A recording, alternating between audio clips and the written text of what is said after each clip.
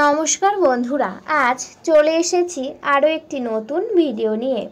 জন্মাষ্টমীর দিন ভুলেও খাবেন না এই তিনটি খাবার, না হলে পড়তে পারেন চরম বিপদে।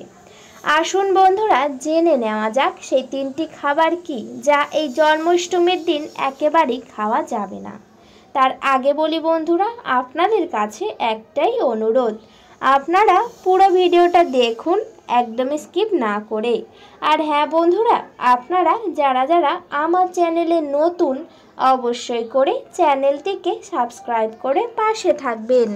প্রতি বছর ভাদ্রপদ মাসের কৃষ্ণপক্ষের অষ্টমী তিথিতে জন্মাষ্টমী উৎসব পালিত হয়।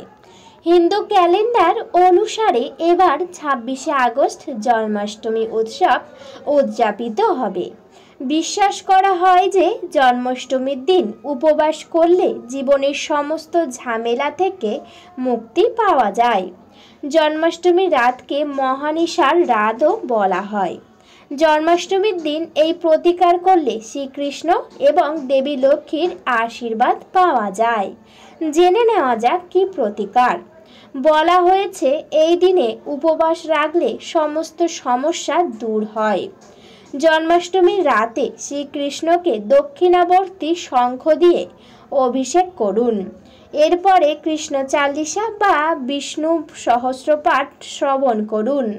এতে কিন্তু জীবনে সুখ ও সমৃদ্ধিও আসে। জন্মাষ্টমীর রাতে ভগবান শ্রীকৃষ্ণকে রূপোর বাঁশি নিবেদন করলে শুভ ফল পাওয়া যায়। এই দিন রাতের বেলায় গোপালকে নতুন হলুদ রঙের বস্ত্র অবশ্যই অর্পণ করুন। এর সঙ্গে হলুদ ফুল নিবেদন করুন। ভগবান শ্রীকৃষ্ণ পীতাম্বর নামেও পরিচিত। বাড়িতে গোপালের পূজা করার পরে দর্শনের জন্য নিকটবর্তী মন্দিরে যান। এতে মা লক্ষ্মীর আশীর্বাদ পাওয়া যাবে। জ্যোতিষশাস্ত্র অনুসারে জন্মাষ্টমীর রাতে গোপালকে মাখন ও মিশ্রি নিবেদন করুন। বলা হয়েছে গোপাল মাখন মিশ্রি খেতে খুব পছন্দ করেন। এতে করে বাড়িতে সমৃদ্ধি বৃদ্ধি পায় এবং পরিবারে সুখ থাকে। মা লক্ষ্মীর সম্পদের দেবী হিসাবে পরিচিত। এই দিনে একটি কলা গাছ লাগানো শুভ বলে মনে করা হয়। জন্মাষ্টমীর দিন যদি বাড়িতে কলা গাছ লাগানো যায় তাহলে তা অত্যন্ত শুভ। শুধু তাই নয়, এই দিনে একটি কলা গাছ লাগানোর পর যখন ফল দেবে তখন এটি আপনাদের বাড়ির ইষ্ট দেবতাকে দান করুন। নিজে কিন্তু প্রথমেই সেই কলাটি একেবারেই খাবেন না। এতে করলে আপনার দিনগুলি ভালো হতে শুরু করবে।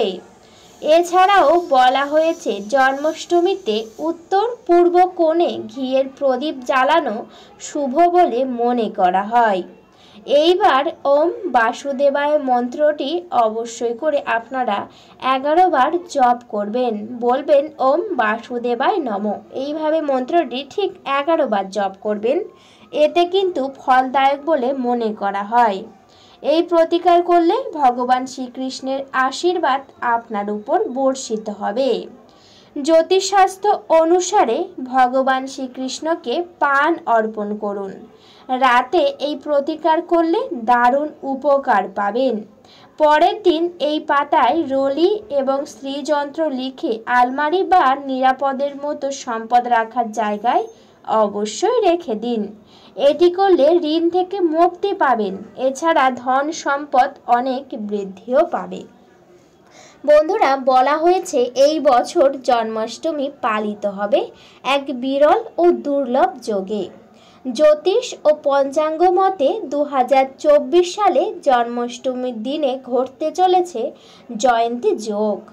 এই বিরল ও শুভ যোগে গোপাল ঠাকুরের পূজা ও উপবাস পালন করলে মঙ্গলদায়ক হতে পারে। বর্তমানে ঘরে ঘরে জন্মাষ্টমীর পুজো পালিত হয়। এই দিন বাড়িতে গোপাল ঠাকুরের পূজা করা অতি উত্তম। যদি ঠাকুর ঘরে এবার গোপাল পূজা করতে চান তাহলে এই দিন গোপাল কিনে স্থাপন করে পূজা করা যেতে পারে।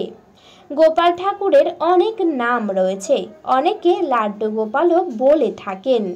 ভগবান রূপে পূজা করা হলেও গোপাল ঠাকুর সাধারণ বাড়ির ছেলে বা সন্তান রূপেই পূজা করা হয়ে থাকে।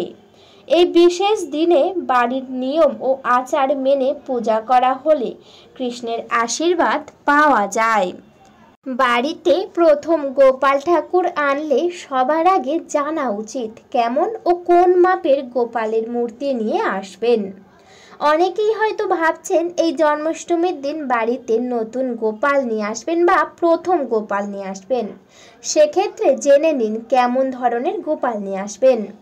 মাথায় রাখা উচিত গোপালের মূর্তি বড় আঙুলের মাপ বা 3 ইঞ্চি পর্যন্ত হয়ে থাকে।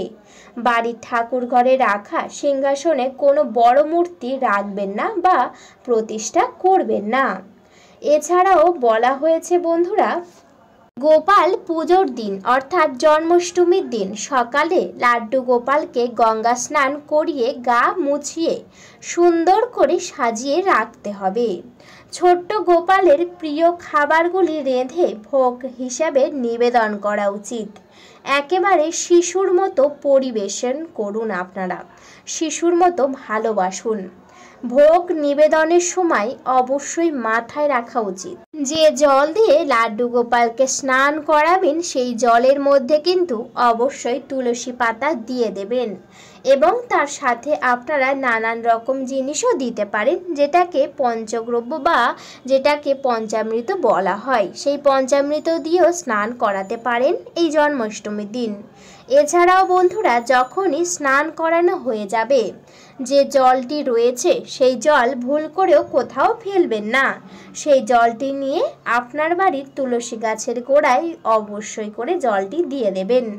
এছাড়াও বন্ধুরা, বলা হয়েছে রোজ স্নান করে ভালো করে সাজিয়ে রাখতে হবে গোপালকে, তাতে সন্তুষ্ট হন শ্রীকৃষ্ণ। কারণ লাড্ডু গোপাল শৃঙ্গার করতে খুবই পছন্দ করেন। সেই জন্যে প্রতিদিন সকালবেলা ভালো করে স্নান করিয়ে ঠিক তারপরে সুন্দর করে লাড্ডু গোপালকে সাজিয়ে রাখতে হবে এবং ঠিক প্রত্যেক দিন সুন্দর সুন্দর পোশাক, একেবারেই পরিষ্কার পোশাক পরিয়ে রাখবেন। কোনো মতে যেন নোংরা পোশাক বা আগের দিন পরিয়েছেন এমন কোনো পোশাক পরাবেন না, এতে কিন্তু লাড্ডু গোপাল অনেকটাই রুষ্ট হন। সেই জন্যে একেবারে পরিষ্কার পোশাক পরাবেন এবং প্রত্যেক দিন লাড্ডু গোপালের হাতে লাড্ডু গোপালের অতি প্রিয় বাঁশি দিয়ে দেবেন। কারণ বাঁশি ছাড়া লাড্ডু গোপাল কোথাও যান না বা কোথাও থাকেন না, সেই জন্যে অবশ্যই করে আপনারা বাঁশি দেবেন। এছাড়াও বন্ধুরা, জন্মাষ্টমীর দিন গোপাল ঠাকুরকে সবুজ ও হলুদ রঙের পোশাক পরাতে পারেন। অবশ্যই চন্দনের টিকা বা তিলক দিতে হবে। এছাড়া বাজারে এখন গোপালকে সাজানোর নানান সামগ্রী পাওয়া যায়, যেমন হার, কানের দুল, বাঁশি, নূপুর, মাথার ময়ূরের মুকুট হিসাবে এইসব জিনিস পাওয়া যায়। এইসব জিনিস নিয়ে এসে আপনারা বিশেষ সাজ এই দিন করাতে পারেন, অর্থাৎ এই জন্মাষ্টমীর দিন বিশেষ রকমের সাজাতে পারেন। এছাড়াও বাড়িতে প্রথমবার লাড্ডু গোপাল আনেন তাহলে প্রতিদিন গোপালের পছন্দের ভোগ নিবেদন করা উচিত। গোপাল ঠাকুরকে দিন সম্পূর্ণরূপে আপনারা ভোগ নিবেদন করা উচিত, যেমন সাদা মিষ্টি, মিচুড়ি, লাড্ডু, হালুয়া, দুধ, দই, ঘি কৃষ্ণের খুবই পছন্দের। সেই জন্যে আপনারা প্রায় দিন এইগুলি করে দিতে পারেন। এছাড়াও এই জন্মাষ্টমীর দিন আপনারা এই সকল ভোগ অবশ্যই নিবেদন করতে পারেন। বন্ধুরা, আসি এবার মূল পর্বে। এই জন্মাষ্টমীর দিন সেই 3টি জিনিস কি যা একেবারেই খাওয়া যাবে না। এই 3টি জিনিস খেলে কিন্তু আপনার বাড়িতে থাকা ইষ্ট দেবতারা অনেকটাই রুষ্ট হবেন এবং আপনার গৃহ ছেড়ে চলে যাবেন। জেনে নেওয়া যাক সেই 3টি জিনিস। প্রথমেই রয়েছে বন্ধুরা পেঁয়াজ। হ্যাঁ বন্ধুরা, একেবারেই ঠিকই শুনেছেন, পেঁয়াজ রসুন একেবারের মতো খাওয়া যাবে না। কারণ বন্ধুরা, এই দিন বাড়িতে নিরামিষ খাবার গ্রহণ করবেন। তার সাথে রয়েছে মাছ, মাংস, ডিম ইত্যাদি অনেক কিছুই আমিষ জাতীয় খাবার রয়েছে। বন্ধুরা, এই জন্মাষ্টমীর দিন অবশ্যই করে এই জিনিসগুলি বর্জিত করবেন। এই জিনিসগুলি থেকে আপনারা অবশ্যই দূরে থাকবেন। ভুল করেও বাড়িতে এই খাবারগুলি তুলবেন না। আপনারা যদি উপবাস রাখেন সেক্ষেত্রে আপনারা বাড়িতে বিশেষ রকমের ফল, এছাড়াও বাদাম, এছাড়াও শুকনো খাবার খেতে পারেন। তার সাথে সাথে সাবুদানা ভিজিয়ে খেতে পারেন। এছাড়াও আপনারা সাবুদানার খিচুড়ি করেও খেতে পারেন বা উপবাস রাখতে পারেন। কিন্তু ভুল করেও কোনো আমিষ জাতীয় খাবার খাবেন না এবং বাড়ির কাউকেও আপনারা খেতে দেবেন না। এই দিন অবশ্যই বাড়িতে নিরামিষ খাবার গ্রহণ করবেন। তাহলে দেখবেন আপনার বাড়ি থেকে সকল সমস্যা একেবারে দূর হয়ে গেছে। আর্থিক সমস্যা যদি থাকে তাও দূর হয়ে যাবে ভগবান শ্রীকৃষ্ণের আশীর্বাদে। সেই জন্যে আপনারা অবশ্যই করে বাড়িতে নিরামিষ খাবার গ্রহণ করুন। এছাড়াও এই জন্মাষ্টমীর দিন কোনোভাবেই মদ্য জাতীয় অর্থাৎ নেশার জিনিস ভুল করেও গ্রহণ করবেন না। অবশ্যই এই দিন বর্জিত করবেন এবং এই সব জিনিস এড়িয়ে আপনারা নিরামিষ খাবার, ফল, এছাড়াও ড্রাই ফ্রুটস অনেক কিছুই পাওয়া যায়। তাছাড়াও দুধ, দই এই সব জিনিসগুলিও আপনারা খেতে পারেন বা এইগুলি খেয়ে উপবাসও রাখতে পারেন। বন্ধুরা, আশা করি আপনারা ভিডিওতে পুরোটা বুঝতে পেরেছেন। ভিডিওটা এই পর্যন্ত। ভিডিওটি যদি ভালো লেগে থাকে অবশ্যই করে ভিডিওতে একটি লাইক করবেন, শেয়ার করবেন এবং সাবস্ক্রাইব করে পাশে থাকবেন। আজকের মতো বিদায় নিলাম। সবাই ভালো থাকবেন, সুস্থ থাকবেন। সকলে একবার ভালোবেসে কমেন্টে লিখে যাবেন জয় শ্রীকৃষ্ণ। দেখবেন আপনাদের সকল সমস্যায় ভগবান কৃষ্ণ একেবারে দূর করে দিয়েছে।